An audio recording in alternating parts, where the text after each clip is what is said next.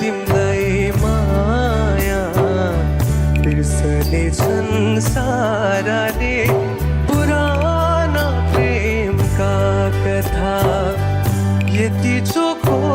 यति मिठो दिउला तिमलाई माया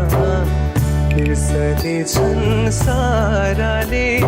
पुराना प्रेमका कथा पुराना प्रेमका कथा पुराना प्रेमका कथा थ्याङ्क यू